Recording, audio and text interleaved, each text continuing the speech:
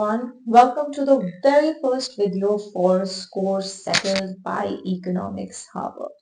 Now, this is a new YouTube series that we are introducing for all the economics students who are preparing for several, entrance exams, be it for the undergraduate level or the postgraduate level.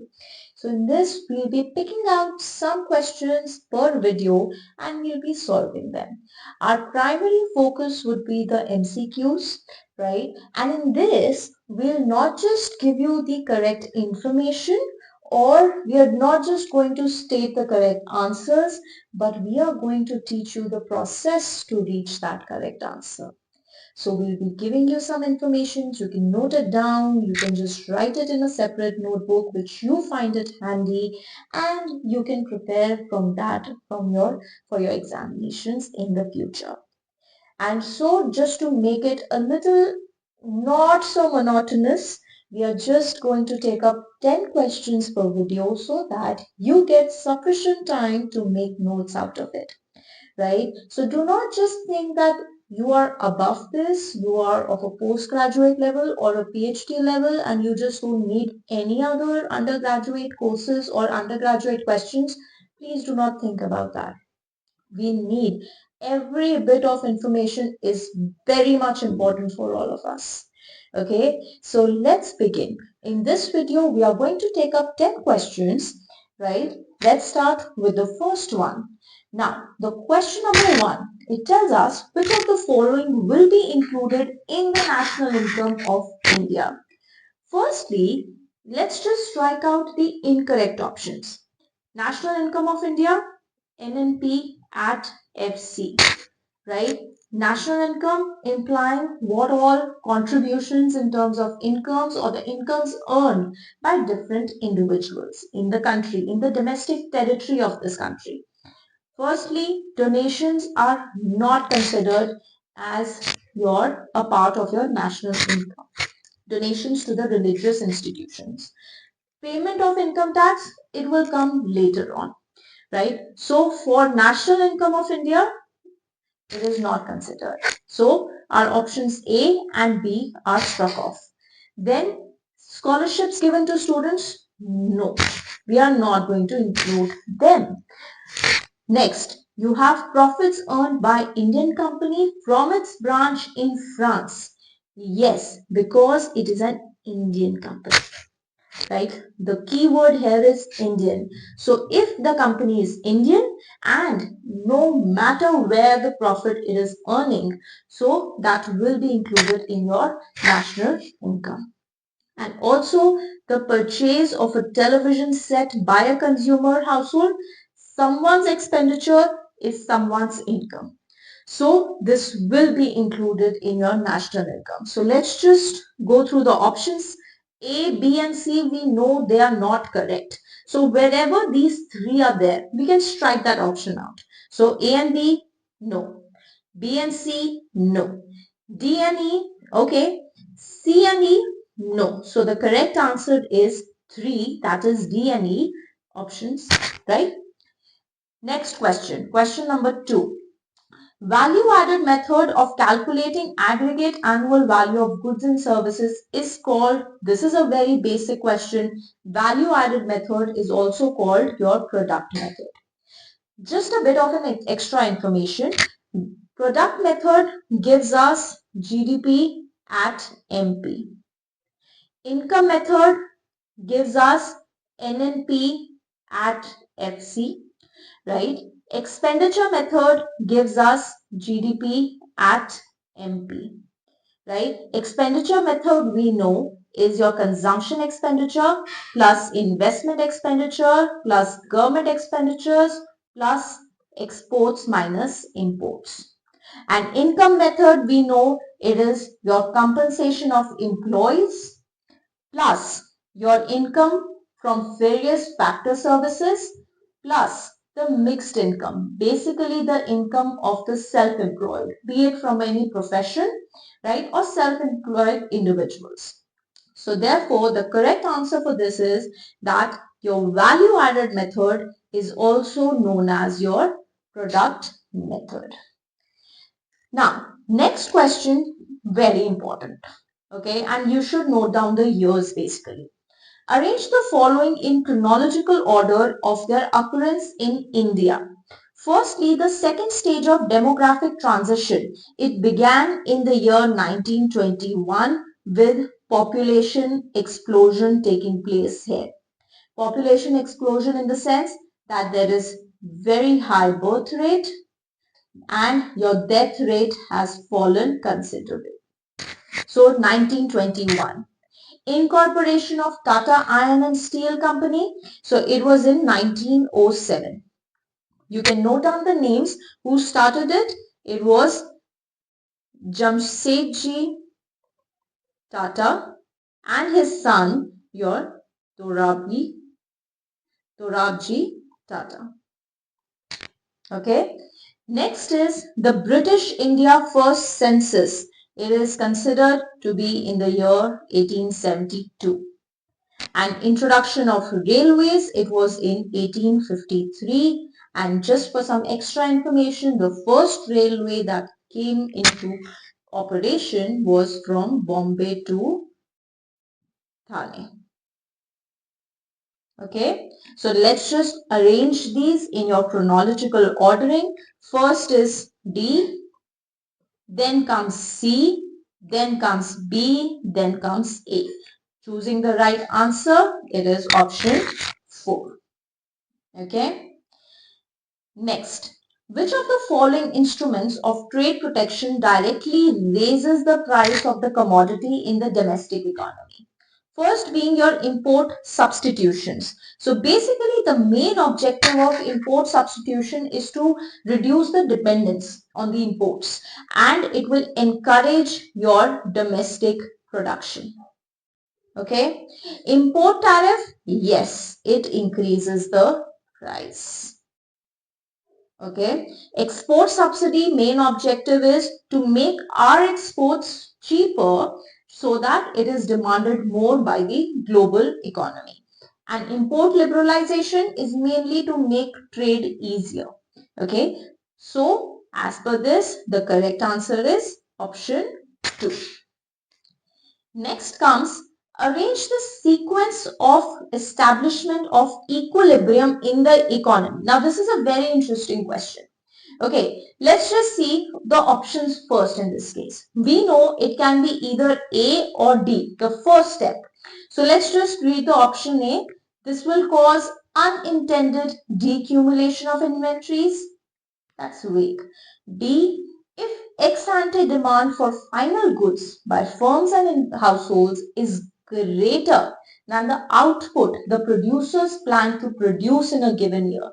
So this can be the first step. A is very weird to be the first step. So we can do one thing here. We can strike these two options. 50% chance of making the right choice. Let's just see. Next, D, we have, let's just see, next option is A. When ex-ante demand for final goods by firms and households is greater, this will cause unintended decumulation of inventories. Makes sense. Or C, the producers will respond by increasing output. Let's just see. Let's just talk about it later. Okay. Then C. Okay. Then we have the producers will respond by increasing output. Now if you see, read the both statements together, don't you think A should come first than C? It would make more sense that first your demand is falling short. Second step, yes, there will be decumulation of inventories. The producers or the suppliers would have to shed off their inventories. Third, the producers then will respond by increasing their output. So I think this makes sense. D, A, C. Then E, that is when output increases, both employment and income rises. That's true because when the producer is increasing his or her output, they will demand more labor, so employment will increase and also the income would increase. Makes sense? And the process will continue till ex ante demand becomes equal to ex ante aggregate supply. Makes very good sense. So the correct answer should be option 2. Okay. Now, next question is, select the correct statement related to alternate marketing channels. Now, the very first thing that you should know is that what is your alternate marketing channel? Now, when you bypass the middlemen in agricultural sector, right, and directly sell it to the consumer, okay, so that is your alternate marketing channel. You are removing the middleman, you are directly selling it to the consumer, you are creating your own brand, you are increasing the profit.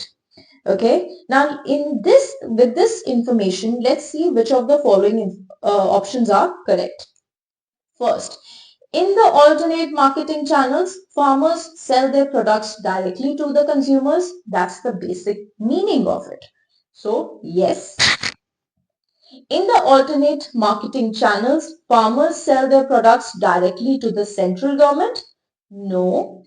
In the alternate marketing channels, farmers sell their products to the middlemen. It's the exact opposite of it. So, no.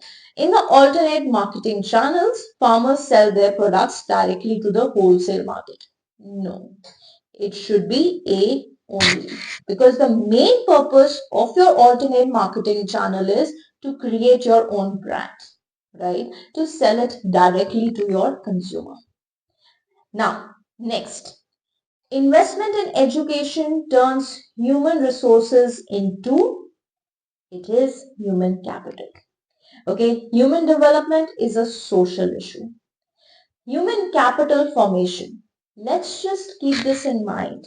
If it would have been increase in investment in education, right, then we would have said that yes, it would lead to human capital formation.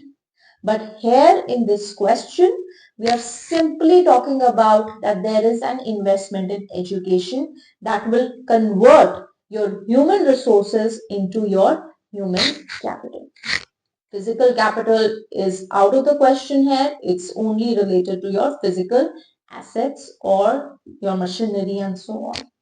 Okay, so the correct answer here is option 2. Next, if trade deficit is rupees 2000 crores and imports is worth 4000 crores, then the value of exports will be, let's just see, trade deficit is nothing but your imports minus your exports.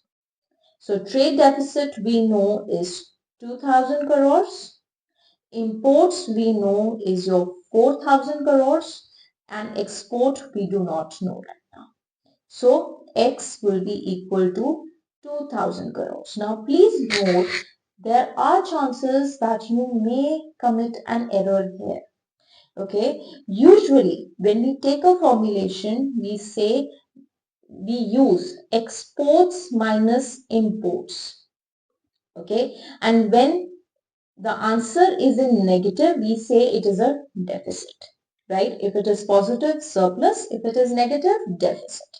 Okay, so do not mix match this.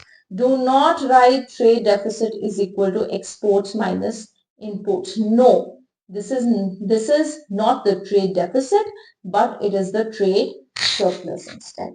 Okay, so please note that if we are using the word deficit, then imports minus exports. Okay, so the answer is 2000 crores. Okay, now the book General Theory of Employment, Interest and Money has been written by whom? Keynes. Yes, but let's just see what famous books are written by other three economists. Adam Smith, we all know, Wealth of Nations. Okay, Wealth of Nations. Pigou wrote the Economics of Welfare. Economics of Welfare. And David Ricardo wrote the principles of political economy and taxation. Pardon my writing, please. So, David Ricardo wrote The Principles of Political Economy and Taxation. Pigou, The Economics of Welfare. Adam Smith, Wealth of Nations. And G.M. Keynes, of course, General Theory of Employment, Interest and Money. Next question. Some scholars question the usefulness of India being a member of the Dash organization as a major volume of international trade occurs among the developed nation. Identify the organization. First, World Trade Organization. Yes, because this organization deals with trade aspects of the economy. United Nations? No, it is more concerned with welfare. International Monetary Fund? Balance of payment disequilibrium. It is more concerned about these things. And World Bank? No, soft loans. It is more concerned about this. So when we are talking about international trade, the first thing that should come to your mind is your World Trade Organization. So these were the 10 questions. I hope you find out something important, something useful out of these 10 questions, and then we'll meet you next time in the next set of 10 questions soon. Thank you so much and all the best.